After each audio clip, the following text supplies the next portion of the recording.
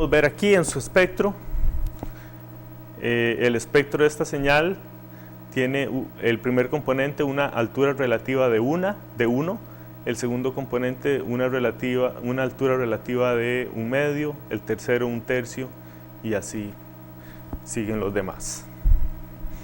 Ok, vamos a ir a la siguiente slide. Otro término del que voy a estar hablando es de sonidos armónicos y sonidos inarmónicos. Un sonido armónico es un sonido en el cual los componentes son múltiplos de su altura y en este caso de su frecuencia fundamental también.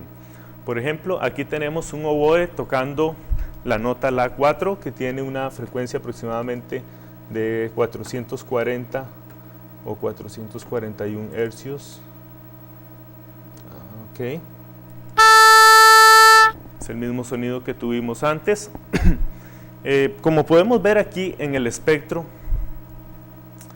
el primer pico o el primer componente de esta señal es 441 hercios y cada uno de los componentes siguientes es básicamente un múltiplo exacto de ese componente. ¿Okay? Entonces, este es un sonido armónico. En contraposición, tenemos sonidos inarmónicos. En los sonidos inarmónicos, los componentes están desafinados con respecto a los armónicos de la altura. Por ejemplo, tenemos aquí un piano tocando la nota La4.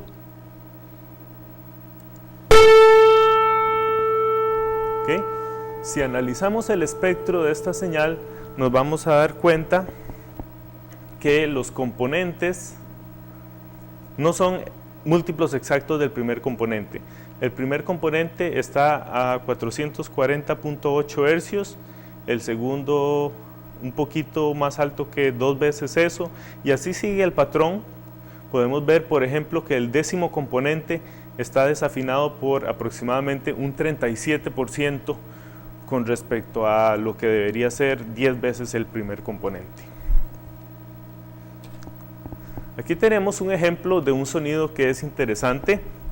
Es un tono complejo cuyos componentes son el 13º, el 19º y el 25º armónicos de 50 hercios. En otras palabras, sus componentes son 650, 950 y 1250 Hz. Claramente, la frecuencia fundamental de este sonido es 50 hercios. Sin embargo, su altura es 334. Déjenme tocarlo para que escuchen su altura. Esa es más o menos la altura que alguien escucharía para este sonido. Es mucho más alto que 50 hercios. No lo puedo producir con mi voz, pero sería algo así como... ¿Ok? Bueno, entonces dado que los componentes no son múltiplos de la altura, 650, 950 y 1250 no son múltiplos exactos de 334, como podemos ver aquí en esta figura. El componente a 650 es aproximadamente 2 veces 334, pero no exacto. El segundo está desafinado también y el tercero aún más. Está aproximadamente desafinado por un 26% con respecto a lo que sería el cuarto armónico de 334. Otro aspecto muy importante de este ejemplo es que, como pueden ver, estos tres componentes, al escucharlo, escuchamos una altura de 334 hercios a pesar de que no hay ninguna energía a esa frecuencia. ¿Okay?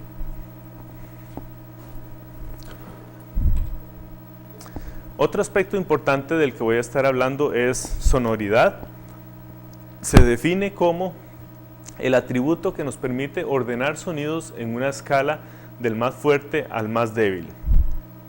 La sonoridad de un tono puro es modelada como una función de potencia de su presión acústica. Entonces la sonoridad es igual a una constante multiplicada por la presión elevada a una cierta potencia que normalmente está entre 0.4 y 0.6. En otras palabras, la sonoridad es aproximadamente proporcional a la raíz cuadrada de la presión acústica del sonido. Otro aspecto importante del que vamos a estar hablando es la escala ERB. Su nombre proviene de Equivalent Rectangular Bandwidth. ¿Okay? Existen varias acepciones de esta definición, pero la que vamos a usar aquí es la siguiente. Básicamente es la distribución espacial de frecuencia que existe en la cóclea y sigue esta distribución. Es una función logarítmica trasladada, ¿verdad? Esta curva es una curva básicamente logarítmica que ha sido trasladada. Entonces, resulta que la distribución de frecuencias en la cóclea no existe un patrón lineal con respecto a la posición. ¿Okay? Resulta que si tocamos tonos de distintas frecuencias y vemos el punto de máxima excitación en la cóclea, ellos no siguen un patrón lineal. Así, entre más avanzamos en frecuencia, conforme subimos la frecuencia, el desplazamiento en la cóclea es más y más lento, digamos. ¿Okay? En otras palabras, las altas frecuencias se encuentran compactas en una región más pequeña, están más densamente distribuidas en la cóclea que las frecuencias bajas. ¿Okay? Entonces resulta que vamos a ver luego que básicamente la escala que vamos a estar usando para hacer nuestras computaciones de altura es la escala ERB y no la escala en hercios.